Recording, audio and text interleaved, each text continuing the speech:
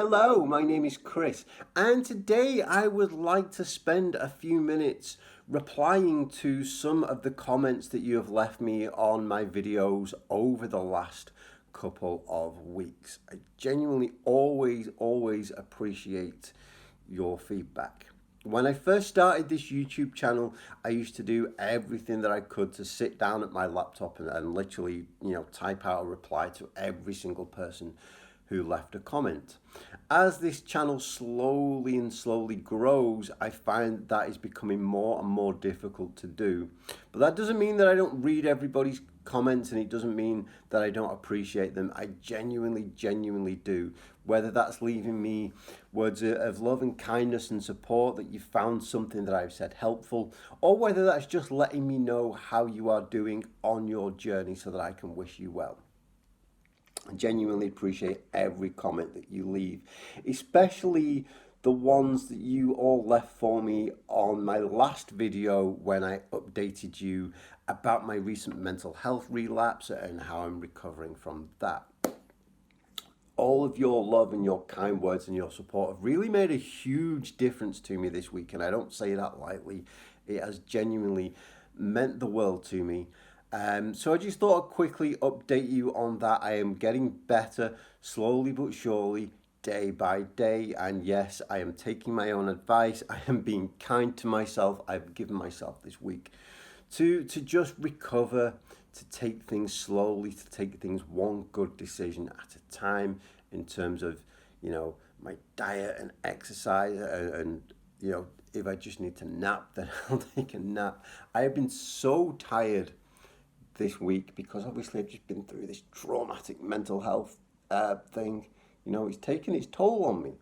So I'm recovering slowly but surely, day by day, and starting to feel much better.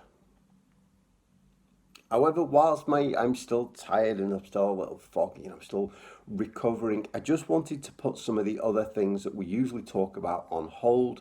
I was looking forward to talking to you more about weight after quitting smoking and self-destructive behavior, and diving into the ins and outs of quitting smoking, which we are going to get to. I just need to ensure that I'm in the right frame of mind to talk to you about that stuff.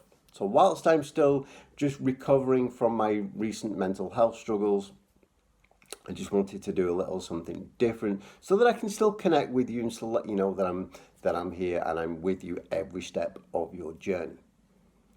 So today I thought I've just been through the comments and just picked out a few things that I thought were interesting or questions, and I'll reply to each one as best as I can. First of all, I apologize if I get anybody's name wrong. If I mispronounce your name, please forgive me. Let's start this with a question from Shubhan, who asked me, does drinking tea and coffee increase tobacco cravings? If I have caffeine, does it make me want a cigarette more? Yes, it can do. I haven't done enough research to be able to tell you that there's some component in caffeine that triggers something in the body that makes you want a cigarette.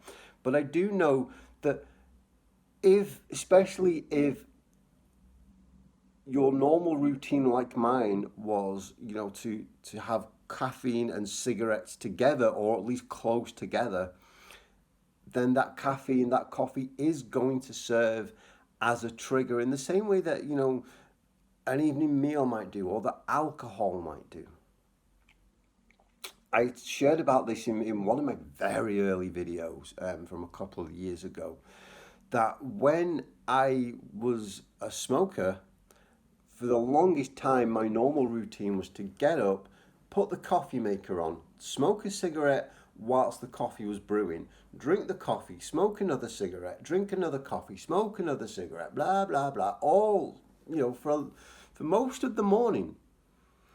So then I quit smoking and I would drink the coffee, and then my body would go, okay, cigarette time, where's a cigarette, Chris, give me a cigarette, and it was awful.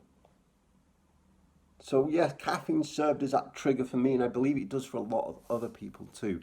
And what I had to do for me was to just knock caffeine on the head for a little while and not drink it. Some people might do better just limiting their caffeine intake, limiting their coffee intake, switching to decaf or something like that. Some people might not be affected by this at all. I tend to have found, the more people that I've spoke to and the more research I've done, is that there's very few universally applied rules to quitting smoking or to nicotine addiction. What is true for one person isn't necessarily true for everybody. Though I do feel like we have some common traits. So I found that for me, I just had to stop caffeine. And it wasn't, again, like I've shared with you before about how let's not talk about quitting smoking forever, because forever's a bloody long time. Let's think about quitting smoking for today, or until lunchtime, or until breakfast time, or just in this moment. And that's what I did with caffeine, is I cut it out for for an appropriate amount of time. I wasn't saying I'm never going to have a drink of coffee ever again for the rest of my life. I was just like, right now, whilst I'm quitting smoking, I recognize that coffee is a big trigger for me and isn't helping. So I'm going to cut it out. And then slowly but surely, somewhere down the line, I can reintroduce a level of caffeine that is healthy for me. Tends to be these days I'll go out to a coffee shop and have one coffee and then I'm good to go. I did go for a period where after I quit smoking and I was fine with it, I went back to let's drink all the coffee all the time, and I found it wasn't good for me. It would give me anxiety and make me just not feel good. So I started to knock it on the head again. And now I found that level that is just right for me. And you can do the same, if coffee is a big trigger for you, you can do the same. Switch to decaf, switch to green tea, even just reduce your intake or knock it on the head altogether until such time as you feel confident to reintroduce it and experiment a little and find what works for you. Again, with apologies for pronouncing people's names. Alanka, I hope I've pronounced your name correctly. Alanka left me this wonderful comment a few weeks ago. She said, no person, no drug is going to make you quit. You will quit yourself. You have lots of support, but do not expect someone other than yourself to make you quit. And I just wanted to share quickly that yes, I absolutely agree with that. I've shared in the past about different tools and support options for quitting smoking. I've shared about nicotine replacement therapy and Champix and even vaping and all the other tools that are available to us. But ultimately, it comes down to what we have within us that is going to get us through those difficult times. It's tempting to think, well, okay, I've loaded myself up with some kind of, drug or nicotine replacement therapy. I've watched all of Chrissy's videos and I've read books and I've joined the Finding Freedom Facebook group where there is a wonderful community of people who are supporting each other through their quit journey. I've gone to that group by going to facebook.com/groups/findingfreedom1. I've done all of these things. So now quitting smoking should be easy. And then we run into these hurdles where we start getting the cravings and the withdrawals and the something happened, things happen. I could have worded that better, couldn't I? The trigger situations happen. We get, oh my goodness, I usually smoke in this situation. I don't know how to deal with it. And it becomes hard. At no point, I don't think anyway, at no point since I started making these videos have I ever said to you, hey, quitting smoking is easy. And here's how to make it easy. I don't know that. I know how to make it easier. There are still going to be those challenges, those stressful situations, those cravings and withdrawals that we need to rely on ourselves to get through. To rely on what's up here to go, okay, I recognize what is happening to me. I recognize that this is part of my recovery from an addiction. We treat the nicotine addiction the same that we would treat drug or alcohol addiction. We start to look at it very differently and to go, okay, I'm recovering from addiction here, so I recognize this. It means I'm able to make a healthier decision about how I deal with it. I don't need to run out and pick up a cigarette or engage in other self-destructive behavior.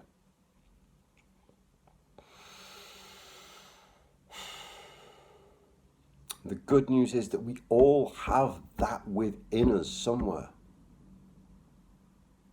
Even if we don't think we do, even if our self-esteem is so low that we think we are the worst, stupidest, most horrible people ever, that we are weak and crap, it's not true. We all have it within us to get through this process of quitting smoking. Think about it.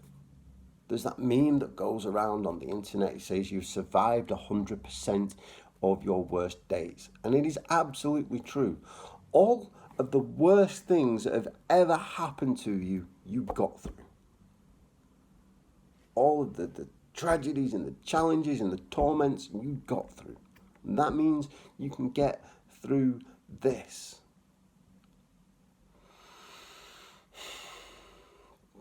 So many people have successfully quit smoking and they are no better than anyone else. I've met people who have, a seriously strong history of addiction to drugs and alcohol, and they were able to successfully quit smoking.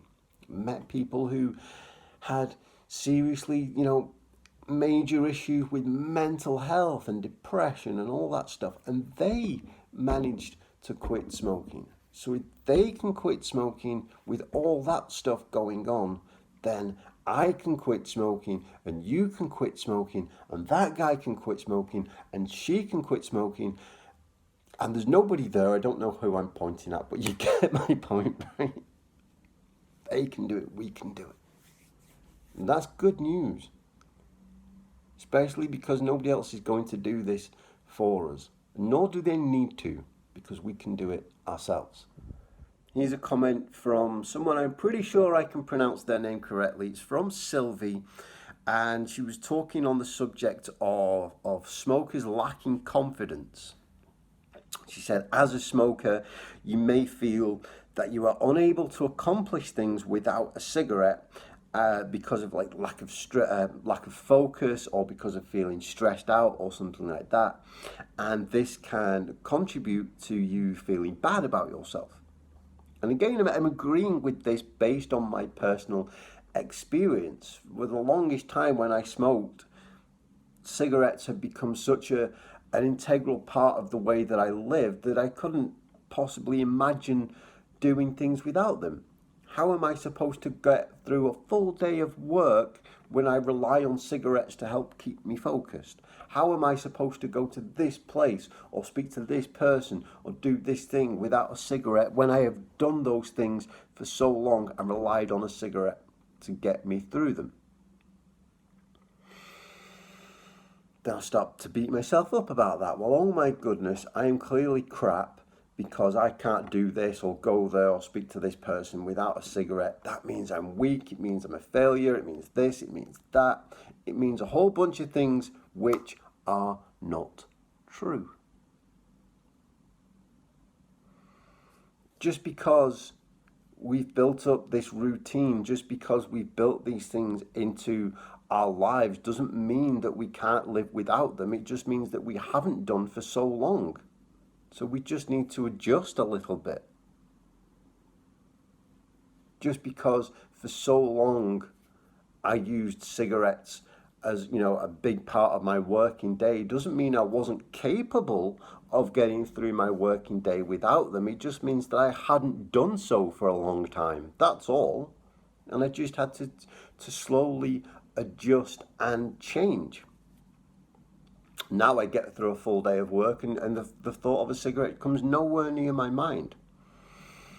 And there was no flashing moment where I suddenly went, hurrah, this is how I sit down and do my day. It just happened. I just started to get on with my life. And at first, yes, there was a lack of focus and there was stress. That was because of the withdrawal process rather than the fact that there was anything, inherently wrong with me. I was going through that withdrawal process, and eventually the withdrawal process ended. I became, happy, healthy, normal, non-smoker, and, got through the full day without thinking about a cigarette. And I know this lack of confidence, this thing of how am I supposed to get through these situations without a cigarette? It can build up a fear within us, and that fear can be enough to put us off quitting in the first place. We think, oh my goodness, if I quit smoking, I'm going to have to get through this situation without smoking. I'm going to have to go here without smoking. I'm going to have to do this without smoking. Oh my goodness, it is too much. I can't do it. I might as well not bother quitting. Or we self-sabotage our own efforts to quit. I've shared before that one of the best things we can do here is just to change a few simple words and to embrace the kind of freedom that comes with quitting smoking. To see this not as a chore, not as a terrible thing, but as something to embrace and enjoy. Let's stop saying, oh my goodness, if I quit smoking, I will have to do this thing without a cigarette. Let's change that to, when I quit smoking, I will be able to do this thing without a cigarette. That gives us strength. We're no longer talking about, I am a weak person and I can't do this without a cigarette. We are now talking about, I am a strong person and I am capable of doing this thing without a cigarette. You might say, when I quit smoking, I will have to go on those long car journeys without a cigarette, and it will be stressful because the traffic will drive me insane and all kinds of terrible things will happen.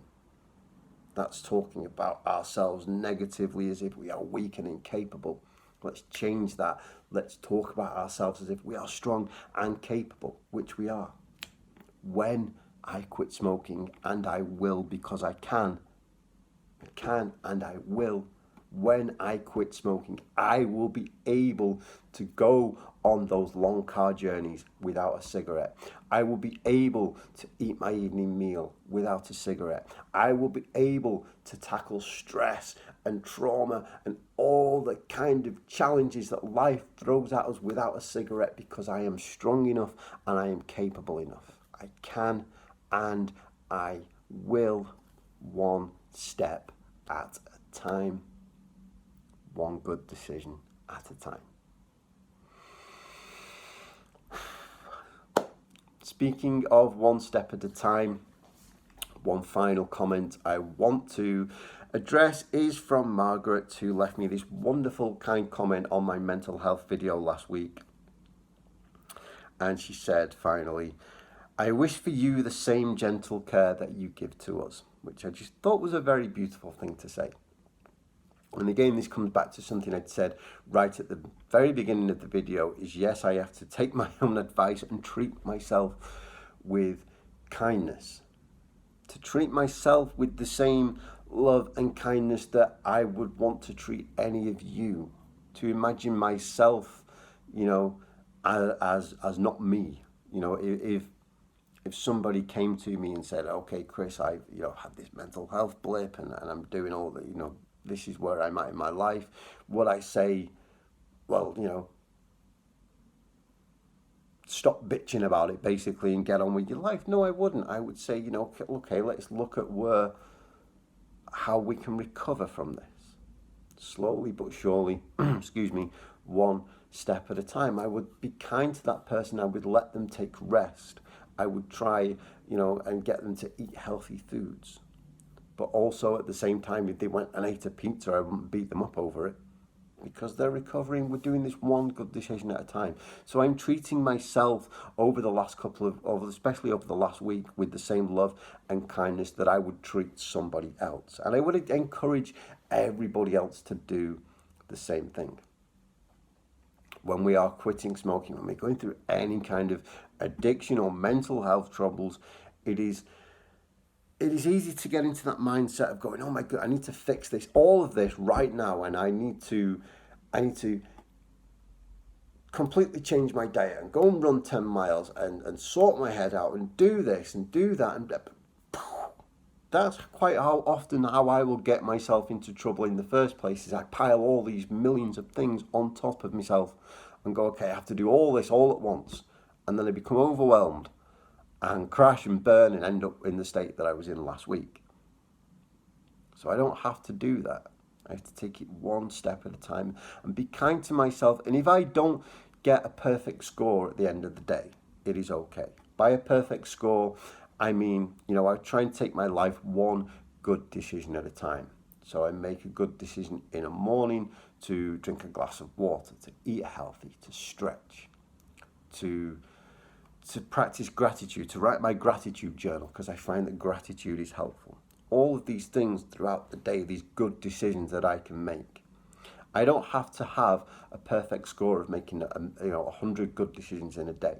But if I've made 80 good decisions and I made a mess a few times, that's good enough for me, as long as I look at them, those where I didn't perhaps do too well, and go, what can I learn from this? Why didn't I do too well on that time? How can I do things differently tomorrow? And then try again.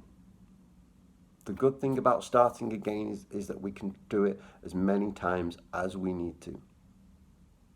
Let's aim for progress today and not perfection. I'm starting to ramble now. I'm very much aware of that. So thank you so much again for all of your love and your kindness and your generosity and all of your comments.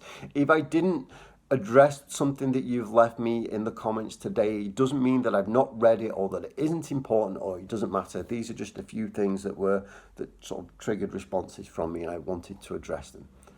Thank you so much for watching. Again, for love and support and kindness with quitting smoking, do feel free to come and join us at Finding Freedom, facebook.com/group/findingfreedom1. For more weekly videos like this and like others, please do feel free to subscribe. Otherwise, I will see you next time. Goodbye.